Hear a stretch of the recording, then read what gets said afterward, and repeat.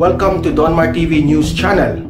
Magsasagawa ng pre-sona campaign ng Kamara para ibida ang mga proyektong nagawa sa ilalim ng administrasyon ni Pangulong Rodrigo Duterte. Pansamantalang o pinamagatang sa lahat ng pagbabago, salamat Pangulo. Ang gagawing serye ng mga video kung saan ipapakita ang mga nagawa ng pamahalaan sa nakalipas na 6 na taon. Ayon kay House Speaker Lord Alan Velasco, marami ng mga proyektong natapos ng gobyerno kahit noong hindi pa tumatama ang COVID-19 pandemic. Samantala, magkakaroon din ng multimedia exhibit sa North at South Wing sa lobbies ng Batansang Pambansa sa araw ng State of the Nation address ni Pangulong Duterte sa Hulyo 26. Hindi nga po maiwasang ibahagi ng parokya ni Edgar lead vocalista si Chito Miranda na ibahagi yung kabutihang loob ng aktres si Angel Locsin sa kanilang mag-asawa kasunod ng pag-aalboruto ng Bulkang Taal. Ayon kay Chito, inalok sila ni Angel na pansamantalang manirahan muna sa mismong bahay ng aktres habang nasa alert level 3 ang Taal. Ngunit git naman ng vocalist na nasa maayos silang kalagayan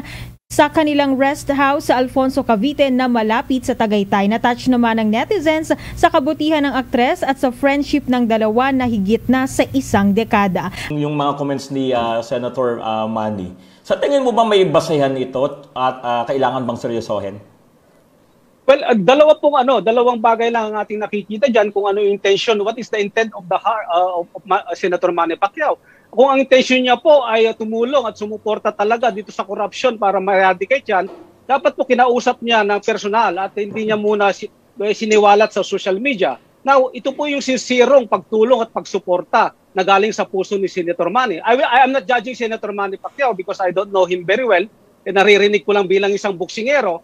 At yung pangalawa po, yung intention niya bilang isang politiko at pagtakbo ay nasa kanya na po yun. At the same time, yun po ay propaganda, siguro hindi lang propaganda niya, kundi yun ang advice ng kanya political advisor or a political campaign manager. So, ang basihan po siguro, as we know, ang Pilipinas ay isa sa, honestly speaking po, mawalang galang na po sa mga kababayan nating mga politiko at mga kababayan natin.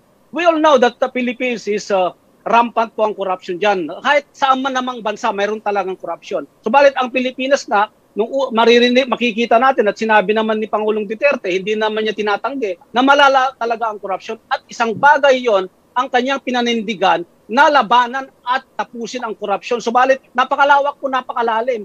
Now, ang basihan po ay makikita natin po sa mga dokumento at kung talagang may dokumento siya, i-present niya doon. At total, may pera naman siya. Makakapag-hire siya na kung sinong gusto niyang mag-imbestiga at makakapag-hire siya ng mga taong talagang alam kung sino yung ahensya na may corruption. So, he must present a concrete and very visible evidence so that people may know that the sincerity of the heart of Manny Pacquiao helping the government and the administration of President Duterte be justified. Yun po yung tamang ano siguro. Paano yung sir doon? Pagkakaalam ko nasa LA na ngayon dahil sa darating na laban niya. Magandang tanong po yan. Nagtataka nga po ako bakit sinabay niya yung pagsisiwalat sapagkat aalis siya. Ngayon, paano mo paniniwalaan po ang isang complainant ka at nag-file ka ng case, hindi ka personal na nagkaroon ng affidavit? Well, hindi ko po matatanggap at hindi ko po pwedeng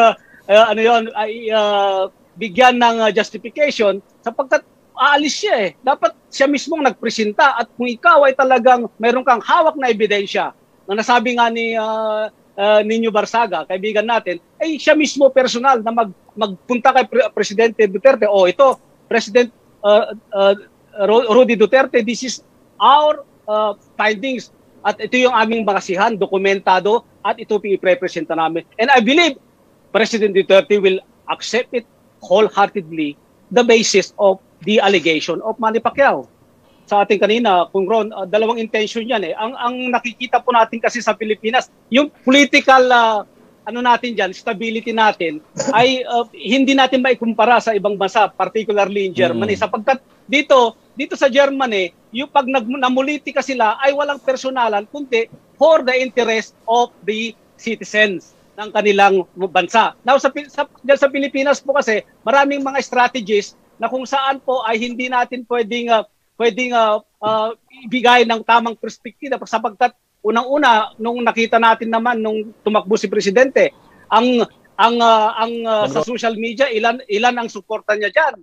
At ito yung ginagamit nilang machinery ngayon I think isa sa mga ano niyan, isa sa mga political strategy niya, na advice ng kanyang mga political campaign managers, strategists, na kung saan sa social media makakakuha tayo ng simpatya at makakakuha tayo ng isang magandang suporta patungo sa kanyang political career po. Pero basically po, kagaya nga nasabi ni kaibigan ninyo, dapat kinausap niya mismo si Presidente ng palihim at hindi niya isiniwalat sa social media. Para naman maganda yung reputasyon niya kay Presidente at sa taong bayan. Now, ang isang pamilya po, kagaya may anak akong isang 21 years old, si David. Ngayon, kapag nagkamali yan, sino po yung mapuputukan? Magulang, di po ba? Ako, lalong-lalo akong ama. So, yung lahat ng mga sinasabi niyang mga corruption sa DOH, ito po magre-reflect ng bad image and bad reputation po sa Presidente. Kasi siya yung nagluklok. Siya yung ama ng ating bayan. At siya mismo ang accountable sa mga ganyang paratang. So, yun po. Tama po yung I beg to agree with Nino Barsaga po. Tama po yun. Kasi nga, of course, alam niya yung batas. Pinag-aralan niya yung batas na maigi. At bago niya sabihin ng kanyang nasa isipan at puso, alam niya kung makakasira sa kanya ito at makakapagbigay ng magandang image sa niya. Now, yung mga comments na ganun po, bilang isang tao, normal po yung maging, siyempre, tinamaan yung puso mo, tinamagan yung kaisipan mo, tinamaan yung ego mo. Normal po sa tao yun. Subalit, hindi po natin pwedeng ihambing yung posisyon ng Presidente at kay Manny Pacquiao dahil sapagkat magkaiba po sila ng branch of government. Now, normal po 'yon. Ako hindi ko binibigyan ng masyadong issue sapagkat ang presidente kilala naman natin kung magsalita siya, 'di ba? At saka hindi po 'yun ang batayan ng pagiging isang mabuting at totoong leader Yung ginawa niya. Look what he has done for the past 6 years or whatsoever. At ito nakikita natin hindi lang po sa Pilipinas kundi dito sa ibang bansa, pinupuri rin siya sa mga nagawa niya po for the past 5 years or 6 years in coming time ng kanyang katapusan ng kanyang administrasyon po. Yes, Don. So, simpleng salita, dapat lang naman yung mga binitawan ni President Digong doon sa kanyang mga sinabi. Yes, opo. Pag ipupunta natin sa spiritual na pananaw, siyempre, there is always a separation of church and state, di ba? Ngayon, pinag-uusapan natin po sa politika at sa administrasyon, kung ipupunta ko po, ibabase ko sa political issue, well, tama siya. Kasi he's the president, of course, he is a lawyer, he was a fiscal, and at the same time, lahat pinag-aaralan yan, hindi naman political genius yan po Alam ko yung alam ko naman yung taong nang bobola lang, kausap ko kayo ngayon, kung binobola mo lang ako, alam ko naman kung paano ibase at alam ko naman kumilala nung kilatasin ng kinakausap ko po. Nasira yung reputasyon ng kanilang partido. At ito po ang kinakatakot natin ngayon bilang isang suportado ng presidente at sa administrasyon ngayon. Ito po ay take advantage ng mga kalaban.